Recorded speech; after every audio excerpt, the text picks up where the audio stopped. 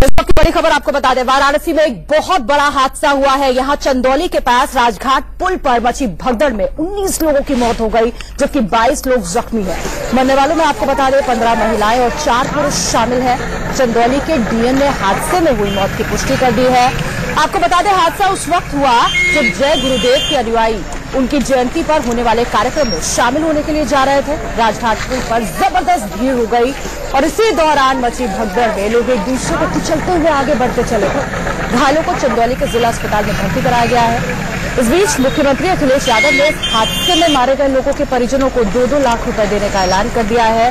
वहीं गंभीर रूप से घायलों को 50,000 रुपए दिए जाएंगे। यह हादसा गंगा नदी के किनारे हुआ है, जहां जय गुरुदेव की जयंती पर समागम कार्यक्रम था। वाराणसी के रेंज आईजी के मुताबिक जुलूस में तकरीबन 3000 लोगों के शामिल होने की अनुमति ली गई थी, लेकिन अचानक वहां भारी संख्या में लोग जुट गए। अनुमति सिर्फ 3000 लोगों की थी, लेकिन ज्यादा लोग वहां पर पहुंच गए, जिसका प्रशासन को भी कोई अंदाजा नहीं था कि इतने सारे लोग एक साथ आ जाएंगे। प्रशासन को इस बात का भी अंदाजा नहीं था कि एकाएक भगदड़ मच जाएगी, लेकिन क्यों मची ये भी अभी साफ नहीं हो पा रहा है। लेकिन चश्मदीदों की माने तो जब भगदड़ मची तो उसे काबू करने के लिए पुलिस प्रशासन का कोई भी नुमाइंदा वहां मौजूद नहीं था। इतना ही नहीं, चंदौली को वाराणसी से जोड़ने वाले पुल के दोनों तरफ लंबा जाम लगा रहा, जिससे राहत और बचाव के काम में भी काफी दिक्कतें पेश आई हैं। तस्वीरें हम आपको दिखा रहे हैं। यहाँ साहब आए थे सत्संग में, वहाँ से बहुत जोर एकदम भीड़ में सब लोगों ने उधर से धक्का मारा, तो पीछे का बैठ करके बहुत बेकार भीड़ में उसमें दबकर मेरी माता और मैं भी बहुत, मेरे भी जोड़े वोड़े सब दर्द हो रहा है। बहुत से लोग मर गए। संतोष ओझा हमारे संवाददाता और ज्यादा अपडेट्स के साथ हमारे साथ जुड़ गए हैं। संतोष, किस वक्त हुआ ये दर्दनाक हादसा, क्या खबर आपको मिल रही है? देखिए, मौके की यदि सबसे पहले बात करें तो मौके पे अभी भी सामान्य कोई स्थितियां नहीं हो पाई हैं। पुलिस के आला अफसर जरूर पहुंच गए हैं, लेकिन स्थितियां बहुत सामान्य नहीं है। दूसरी ओर अस्पताल रामनगर का जिला अस्पताल, वहां भी भगदड़ की स्थिति है, जिनको अभी तक मौत की जो संख्या बताई जा रही है वो 19 है और घायलों की संख्या लगभग 2 दर्जन है। प्रशासन यदि पूरे घटना की लपोलवाब बात की जाए तो प्रशासन पूरी तरीके से फेल रही है इन भीड़ को कंट्रोल करने के लिए।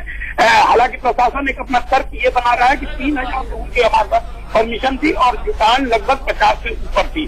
जो भी और देखने की बात ये होगी कि फौरी तौर पे राहत प्रशासन क्या दे रही है। जी संतोष, आप बने रहिए, मेरे साथ बातचीत लगातार जारी रहेगी। इस बीच एक बार फिर से अपने दर्शकों को बता दें आखिरकार वाराणसी में हुआ क्या था, क्यों गई 19 लोगों की जान, कई लोग जख्मी क्यों हुए। तो हुआ क्या था ये हम आपको बता रहे हैं। गंगा नदी के किनारे कार्यक्रम चल रहा था। कार्यक्रम में जुलूस की शक्ल में पहुंचे थे जय गुरुदेव के भक्त। राजघाट पुल पर अचानक बहुत ज्यादा भीड़ हो गई। 3000 की अनुमति थी, लेकिन ज्यादा लोग वहां पहुंच गए। दोनों तरफ से आवाजाही के बीच अचानक भगदड़ मच गई। वजह का अब तक खुलासा नहीं हो पा रहा है। भगदड़ में बड़ी संख्या में महिलाएं और बच्चे फंस गए। 14 महिलाओं की मौत हो गई। भगदड़ के बाद लोगों ने खुद शवों और घायलों को निकाला है। आरोप यह है कि प्रशासन का कोई भी नुमाइंदा वहां मौजूद नहीं था। पुल के दोनों तरफ लंबा जाम लगा था, जिससे राहत और बचाव कार्य में भी काफी मुश्किलें पेश आई हैं।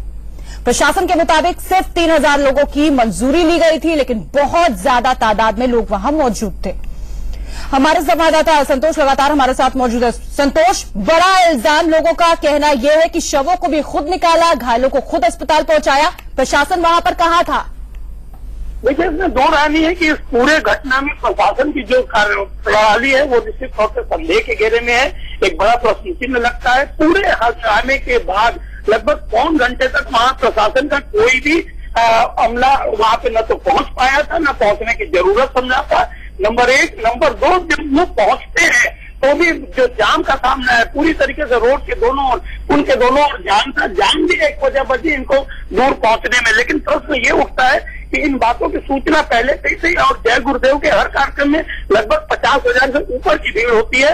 इन सारी बातों को इग्नोर करके प्रशासन का जो कर्तव्य होता था उससे ये अपने को इतर रखे, और यही वजह थी कि इतनी बड़ी घटना का ये दुर्भाग्यपूर्ण लोगों को देखना पड़ा। संतोष, अधिकारियों से आपकी बात हो पाई है, उनका क्या कहना है? इन मौतों का जिम्मेदार कौन है? लापरवाही कहाँ हुई? भगदड़ कैसे मची? क्या जवाब उनके पास?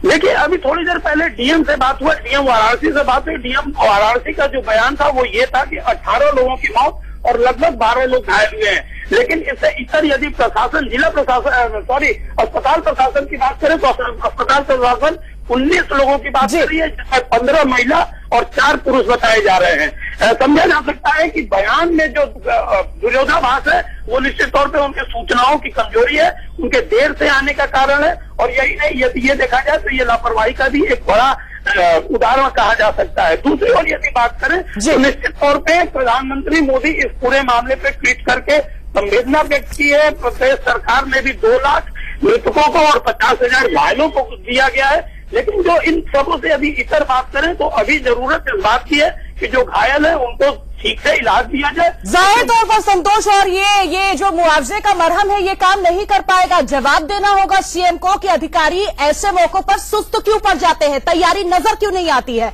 हर साल इस तरह का धार्मिक आयोजन होता है, गड़बड़ी कहां रह जाती है। सवालों का जवाब बेहद जरूरी। बहुत बहुत शुक्रिया इस तमाम जानकारी के लिए संतोष आपका।